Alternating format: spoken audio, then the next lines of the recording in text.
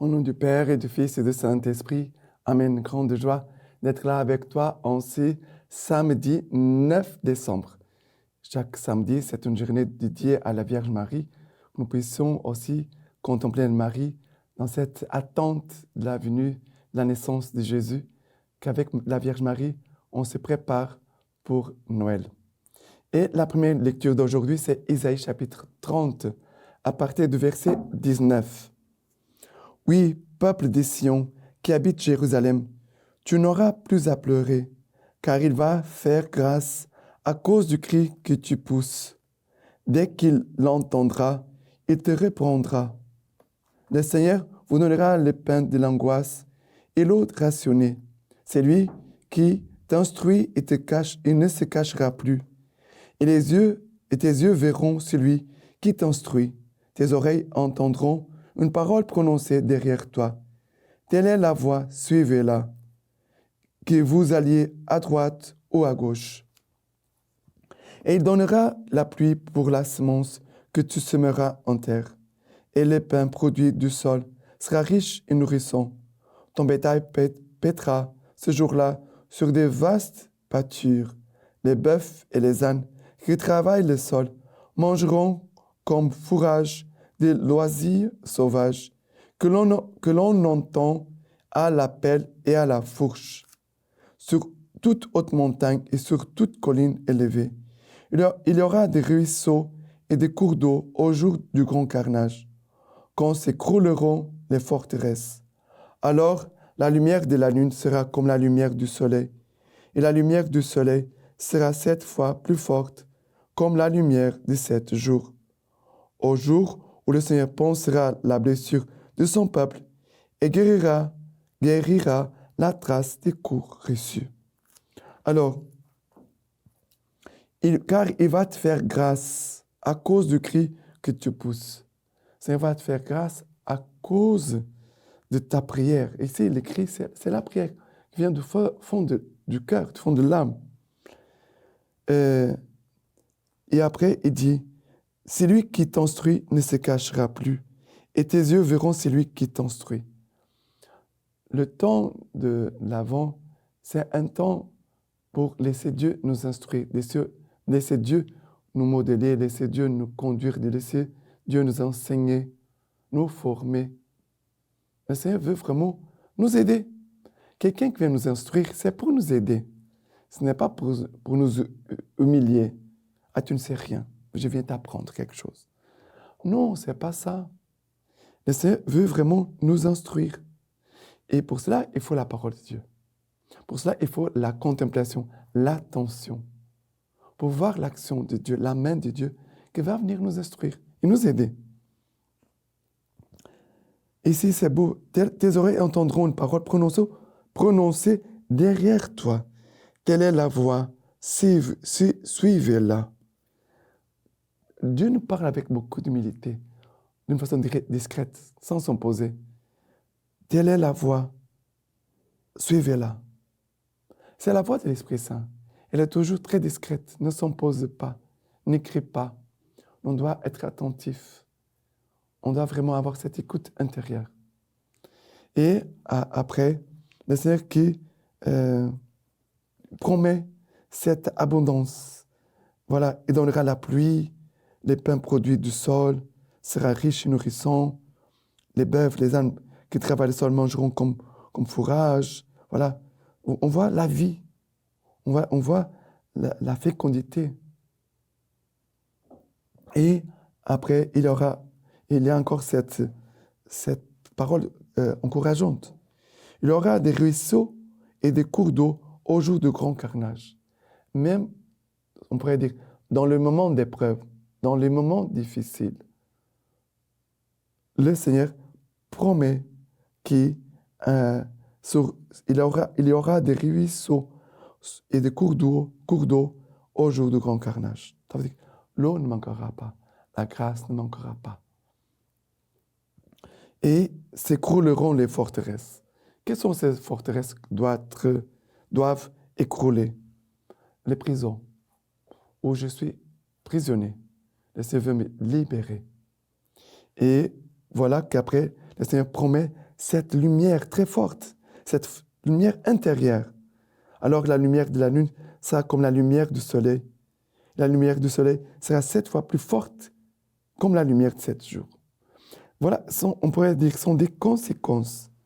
Il y a des actions et des conséquences. Des actions et conséquences.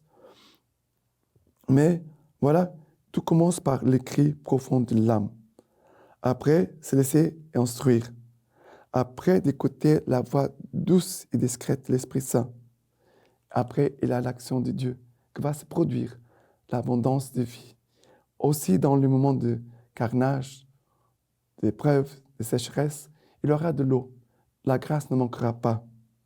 Et en plus, le Seigneur fera briller d'une façon éclatante sa lumière.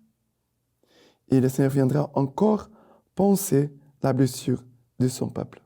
Ça veut dire guérir la trace des coups reçus en toi, les coups reçus du péché en toi. Le Seigneur va venir te guérir. Voilà, comme que des grâces que le Seigneur veut développer, donner pendant ce temps de l'Avent. D'accord? Le psaume, c'est le psaume 147, à partir du verset 1er. Louez le Seigneur, il est bon de chanter, notre Dieu, douce est la louange. Bâtisseur de Jérusalem, le Seigneur, il rassemble les déportés d'Israël, lui qui guérit les cœurs brisés et qui bande leurs blessures, qui compte le nombre des étoiles et qui appelle chacune par son nom. Il est grand notre Seigneur Tout-Puissant, à son intelligence point de mesure. Le Seigneur soutient les humbles jusqu'à terre, il abaisse les impies. Il est grand notre Seigneur. Il s'est fait tout petit, mais il est grand. Et lui, il est tout-puissant. Mais ici, le Seigneur encore, il dit qu'il, lui, va guérir les cœurs brisés. Lui qui veut bander leurs blessures. Lui veut rassembler les déportés d'Israël. Voilà ce qui était comme des esclaves. Le Seigneur veut leur faire revenir à nouveau à Jérusalem, à leur terre, leur patrie. Le Seigneur veut vraiment nous conduire à notre place. Il veut nous mettre vraiment comme la bien-aimée de Cantique des Cantiques. Le Seigneur veut que le Seigneur soit mon Dieu et qu'il soit au centre de ma vie. Non pas moi, moi au centre, Dieu et Dieu autour de moi. Il a une conversion, il a un changement, il a une liberté, il a une décision à prendre. D'accord? Mais le Seigneur veut vraiment guérir les cœurs blessés. Et l'évangile d'aujourd'hui, c'est Matthieu chapitre 9, à partir du verset 35. Jésus parcourait toutes les villes et les villages, enseignant dans leurs synagogues, proclamant la bonne nouvelle du royaume et guérissant toute maladie et toute langueur. À la vue des foules, ils ont eu pitié, car ces gens étaient là et prostrés comme des brebis que n'ont pas de berger. Alors il dit à ses disciples, « La moisson est abondante, mais les ouvriers peu nombreux. Prie donc le maître de la moisson d'envoyer des ouvriers à sa moisson. » Ayant appelé à lui ses 12 disciples, Jésus leur donna pouvoir sur les esprits impurs, de façon à les expulser et à guérir toute maladie et toute langueur. Après les versets 5. Allez plutôt vers les brebis perdues de la maison d'Israël. Chemin faisant, proclamez que le royaume des cieux est tout proche. Guérissez les malades, ressuscitez les morts, purifiez les lépreux, expulsez les démons. Vous avez reçu gratuitement, donnez gratuitement. Alors, le Seigneur veut nous donner pour qu'après on puisse donner. Et ici, il dit, guérissez les malades, ressuscitez les morts, purifiez les lépreux, expulsez les démons. Quatre actions que le Seigneur veut produire en nous. Pendant ce temps de l'Avent, le Seigneur veut nous guérir de nos maladies. Le Seigneur veut ressusciter ce qui est mort en nous. Le Seigneur veut purifier ce qui est lépreux malade, qui est insupportable pour nous. Et le Seigneur veut aussi expulser les démons de notre vie. Et le Seigneur, en faisant ces actions en nous, on pourra après conduire la grâce reçue, on la communique aux autres. Et la grâce va continuer de faire son chemin. La grâce que j'ai reçue fait son œuvre en moi, après elle fera son œuvre aussi dans les autres. C'est cela que le Seigneur veut faire. C'est pour cela qu'il nous invite aujourd'hui à prier pour qu'il nous donne.